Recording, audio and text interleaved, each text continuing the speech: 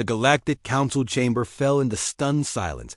Ambassador Marcus Chun placed the severed head of Security Officer Zextara on the pristine crystalline floor. The grotesque appendage rolled slightly before coming to rest, its compound, eyes still wide with the terror that had filled her final moments. "Honored Council," Marcus began, his voice carrying the weight of barely contained fury, "you requested proof of our displeasure." Council Speaker Velenov, a tall, ethereal being from the peaceful Etherian homeworld, recoiled in horror. Her translucent skin shifted through several colors, a clear indication of extreme distress among her species. "Ambassador Chun," she stammered, "this is this is barbaric. We expected a formal complaint, perhaps economic sanctions, but this, Marcus interrupted, gesturing toward the head, is what happens when you harm our children." The incident had occurred 3 standard weeks ago on the neutral trading station, Nexus Prime. 7-year-old Emma Rodriguez had been exploring the station's cultural district with her parents when she accidentally bumped into Security Officer Zextara. The crafty officer, known for her rigid adherence to protocol and general disdain for the primitive human species, had struck the child across the face with enough force to send her sprawling. Emma's crime? Existing in the same space as a superior species. The blow had left a permanent scar across the little girl's chica mark that would remind her for the rest of her life that some beings considered her less than worthy of basic respect. What Zextara hadn't understood, what none of the Council truly grasped, was the fundamental nature of humanity's relationship with their young. Within 6 hours of the incident, 3 unmarked ships had docked at Nexus Prime. No identification codes, no diplomatic markings, just sleek, predatory vessels that seemed to absorb light rather than reflect it. The humans who emerged wore no uniforms, carried no official credentials.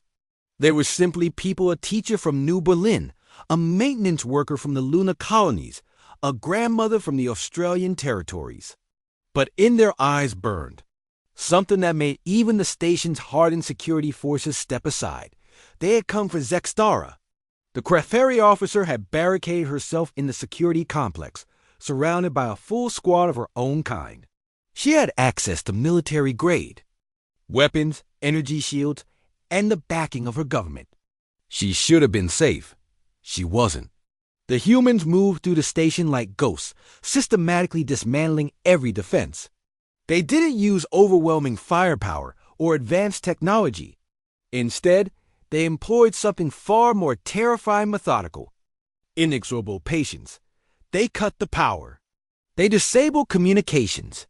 They sealed exit routes with such precision that Zextara's squad didn't realize they were trapped until it was far too late. When the screaming finally stopped, 23 hours after it began, the humans emerged carrying a single trophy. Now, as the Council stared at that trophy in horror, Marcus continued his explanation. "You see, Honored Council, you've made a fundamental error in your understanding of human nature. You look at us and see a young species barely 3 centuries. In space, still struggling with primitive concepts like nationalism and resource scarcity. You think this makes us weak." He knelt beside Zextara's head, his face reflecting no emotion. "But you failed to understand what made us strong enough to survive on a death world in the first place.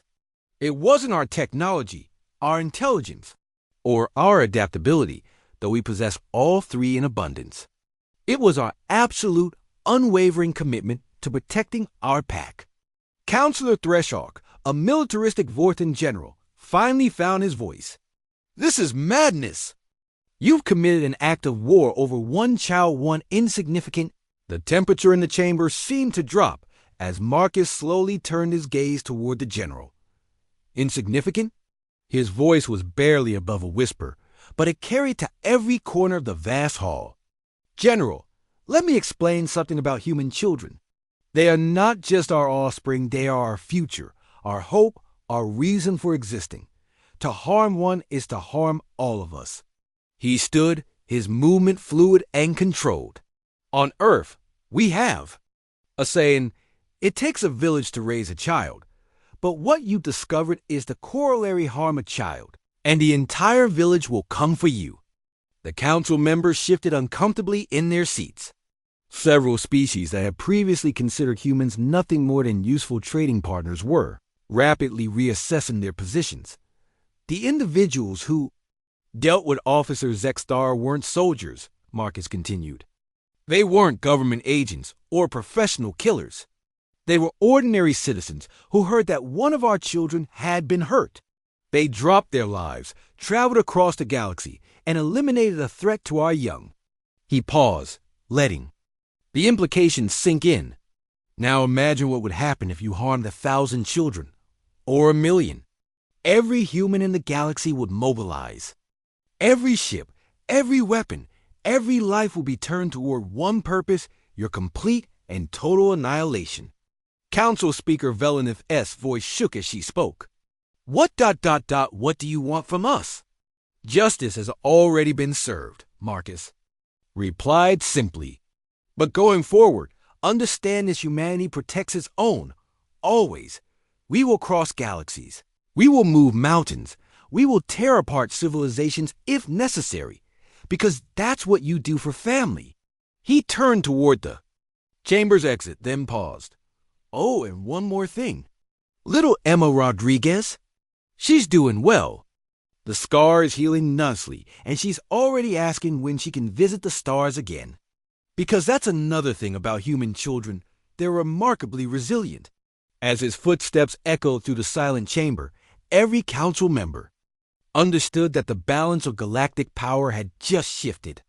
Humanity had officially announced its presence, not with demonstrations of technological superiority or military might, but with something far more primal, the absolute certainty that they would destroy anyone who threatened their young.